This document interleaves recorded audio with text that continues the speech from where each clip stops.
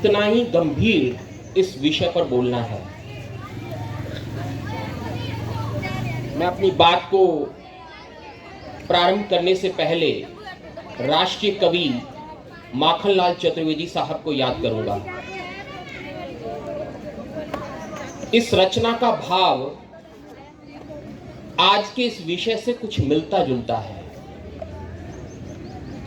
चाह नहीं सुरबाला के गहनों में मैं गूंथा जाऊं, चाह नहीं प्रेमी की माला में बिंद प्यारी को ललचाऊं, चाह नहीं सम्राटों के शव पर हे हरि डाला जाऊं, चाह नहीं देवों के सिर पर चढ़ूं भाग्य पर इठलाऊं, मुझे तोड़ लेना बनमाली उस पथ पर देना फेंक, मातृभूमि पर शीश चढ़ाने जिस पर वीर आए अनेक। यही भाव इस तिरंगे का है। जहां तक इस तिरंगे की बात है, राष्ट्रीय ध्वज हमारे गौरव का प्रतीक है। राष्ट्रीय ध्वज हमारी भारत का राष्ट्रीय ध्वज हम लोगों की आशाओं और आकांक्षाओं का प्रतिनिधित्व करता है। शायद आप परिचित होंगे, भारत के इस ध्वज की अभिकल्पना स्वतंत्रता सेनानी एवं वैज्ञानिक पिंगली वेंकटैया ने की थी। यद्यपि इसका अंतिम डिजाइन सुरैया बद्र उद दीन तैयब ने तैयार किया था।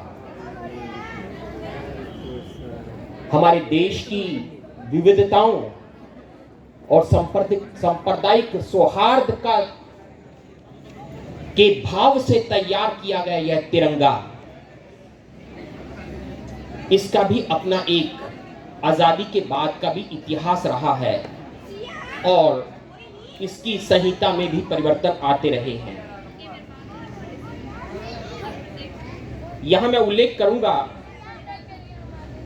कि सबसे पहले इस ध्वज को स्वीकार करने के लिए इसे हमारी संविधान सभा के समक्ष रखा गया। उस संविधान सभा के मुखिया डॉक्टर राजेंद्र प्रसाद, सदस्य अब्दुल कलाम आजाद, के.एम. पानिकर, सरोजनी नायडू, सी राजगोपालाचारी, के.एम. मुंशी और डॉक्टर भीमराव अंबेडकर थे। इस प्रस्ताव को, इस ध्वज को स्वीकार करने के लिए इस प्रस्ताव को 22 जुलाई 1947 को पंडित जवाहरलाल नेहरू ने रखा। यहां इस प्रस्ताव को रखे जाने के शब्द आज के इस विषय से बड़े महत्वपूर्ण है, मैं उनका उल्लेख करूंगा। A flag of freedom not for ourselves but symbol of freedom to all people who make seek it. Pandit Jawaharlal Nehru के इन गंभीर शब्दों के आकलन से आपको इसके मान और स्वाभिमान से इसे फहराने और उसका एहसास हो गया होगा।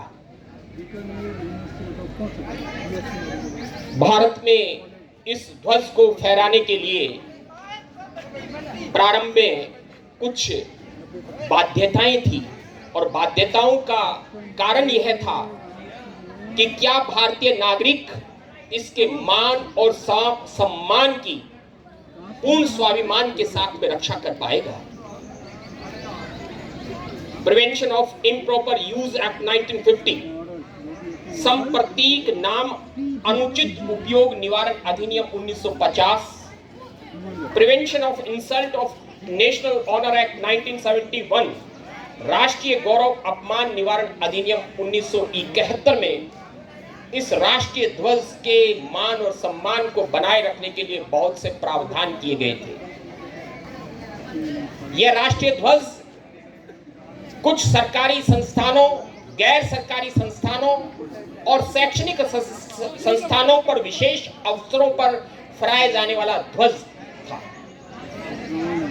जिस ध्वज को फहराए जाने के संबंध में भी कुछ नियम थे, यदि आपने ध्यान दिया होगा, इस ध्वज को जब फहराया जाता है तब इसकी गति तेज होती है और सूर्य अस्त के समय जब इस ध्वज को उतारा जाता है तो बड़ी धीमी गति से उतारा जाता है।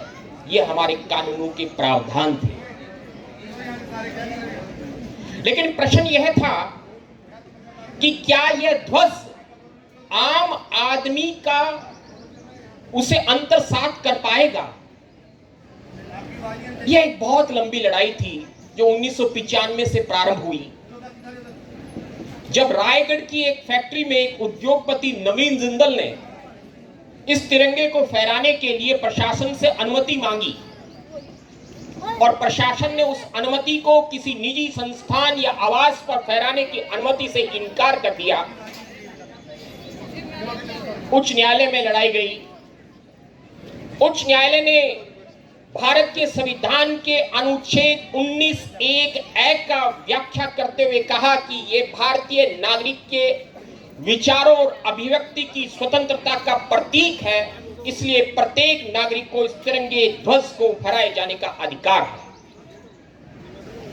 यूनियन ऑफ इंडिया द्वारा इस संबंध में सर्वोच्च न्यायालय में अपील की गई, लेकिन इस उच्च न्यायालय में विचारण के दौरान भारत सरकार के गृह मंत्रालय द्वारा एक कमेटी का गठन किया गया और उस कमेटी ने भारतीय ध्वज आचार संहिता 2002 अस्तित्व में लाई, जिसमें ध्वज फहराने के संबंध में कुछ छूट भी प्रदान की गई। इसमें यह कहा गया कि कोई भी ध्वज कोई भी व्यक्ति फहरा सकता है, लेकिन वह ध्वज कुछ सीमाओं तक, जिसमें गैर सरकारी संस्थानों को सम्मिलित किया गया, शैक्षणिक संस्थानों को सम्मिलित किया गया, खेल अवसरों पर ध्वज को फहराए जाने के संबंध में बात कही गई, लेकिन कुछ प्रतिबंध भी इस तरह से लगाए गए कि रात्रि के समय ध्वज एक निश्चित ऊंचाई 100 फीट के बाद में केवल रोशनी में ही फहराया जा सकता है। धीरे धीरे यूनियन ऑफ इंडिया द्वारा सर्वोच्च न्यायालय का दरवाजा खटखटाया गया और इसके पीछे आशंका यह थी कि क्या भारत का प्रत्येक नागरिक उन अमर शहीदों की तरह इस ध्वज की अपने लहू की बूंद से रक्षा कर पाएगा।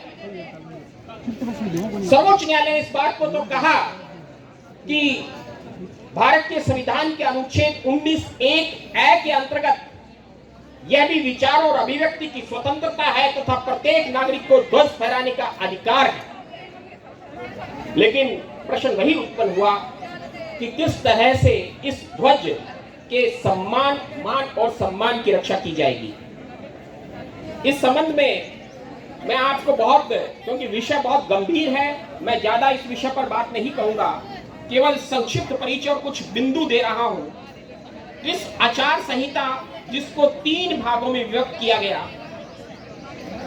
प्रथम भाग में इस ध्वज के आकार को, जैसा कि आप जानते हैं, एक अनुपात के अंदर होता है और भारतीय ध्वज केवल ऊनी और खादी कपड़े से हाथ से बुना ही अनुज्ञात इस आचार संहिता के अंतर्गत किया गया।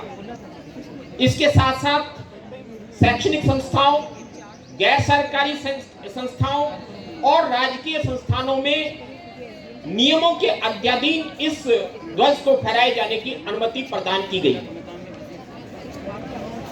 इसका विस्तार 2002 में हुआ है, जहां गृह मंत्रालय ने एक अधिसूचना जारी कर इस ध्वज को निजी आवासों पर और फहराने की अनुमति प्रदान कर दी है। इसके साथ साथ एक महत्वपूर्ण परिवर्तन और यह हुआ है, ध्वज को लोकप्रिय बनाने के लिए अब सूती और ऊनी के स्थान पर पॉलिस्टर और मशीन द्वारा निर्मित ध्वज भी फहराए जा सकेंगे।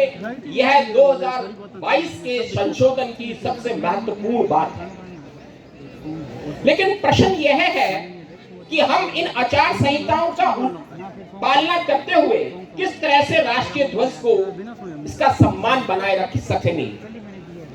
प्रथमतः हमारा राष्ट्रीय ध्वज जहां भी लगाया जाता है वह ऊंचे स्थान पर हो, उसके साथ में कोई दूसरा ध्वज नहीं लगा हुआ हो। ध्वज कटा फटा नहीं होना चाहिए, ध्वज सीधा लगा हुआ होना चाहिए, जिसके ऊपर केसरिया हमारा सफेद रंग और प्रगति का प्रतीक हरा रंग है। ध्वज को झुकाया नहीं जा सकता। केवल राष्ट्रीय शोक के समय ही ध्वज को झुकाए जाने की अनुमति प्रदान की गई है। यदि किसी राजकीय अधिकारिता रखने वाले किसी अधिकारी या किसी मंत्री दर्जे के किसी भी राजनेता के समक्ष ध्वज को लगाए जाने की अनुमति है, तो वह उसकी मोटर गैराज जो गाड़ी है उसके ठीक बीचों बीच ही लगाया जाएगा, उसे दूसरे स्थान पर नहीं लगाया जा सकता। हम यदि ध्वज के पास खड़े होकर उद्बोधन दे रहे हैं तो हम ध्वज के दाहिनी ओर खड़े होकर अपना उद्बोधन देंगे, बाईं ओर खड़े होकर उद्बोधन नहीं दिया जा सकता। ध्वज सर्वोपरि रहेगा, ध्वज को फेंका नहीं जा सकता, ध्वज को कुचला नहीं जा सकता, ध्वज को जलाया नहीं जा सकता। यह हमारी आत्मा है। यदि हम ऐसा करते हैं तो वो ध्वज के साथ नहीं, हम स्वयं अपने साथ कर रहे हैं। मैं यहां आगामी करना चाहता हूं, आचार संहिता बहुत लंबी है, मैंने मुख्य बिंदु मैं निवेदन करूंगा कि जिन जिन ने ध्वज अपने हाथ में ले रखे हैं वे उसे झुकाएं नहीं, शान से ऊपर खड़ा करें। यदि आप इस ध्वज को झुका रहे हैं तो इसका मान नहीं बढ़ा रहे। यदि आपके हाथों में वो क्षमता नहीं है तो इस ध्वज को थामे नहीं। वही लोग इस ध्वज को थामे जिन्हें इसे थाम के रखने की और ऊंचाई पर लहराने की क्षमता है। अन्यथा ये भाव उन दंडात्मक प्रावधानों में भी बदल सकता है, जहां ध्वज का अपमान किए जाने के संबंध में कानूनी प्रावधान अब भी है। लेकिन ये जज्बे का विषय है। हम इन्हें कानूनी प्रावधानों में नहीं जकड़ना चाहते, इन्हें दंडात्मक नहीं बनाना चाहते। हम सब चाहते हैं कि हम अंतर आत्मा से इस ध्वज को ठीक उसी तरह स्वीकार करें जिस तरह से हम अपने आराध्य देव को स्वीकार करते हैं। यदि आराध्य देव इस हिंदुस्तान के अंदर है तो ये तिरंगा है और भारत का संविधान है। इसके साथ कहे इतनी बात के साथ में, विषय बहुत लंबा है, निश्चित तौर पर समय की अवधि परिसीमा है, अपनी बात को यहीं समाप्त करूंगा। धन्यवाद।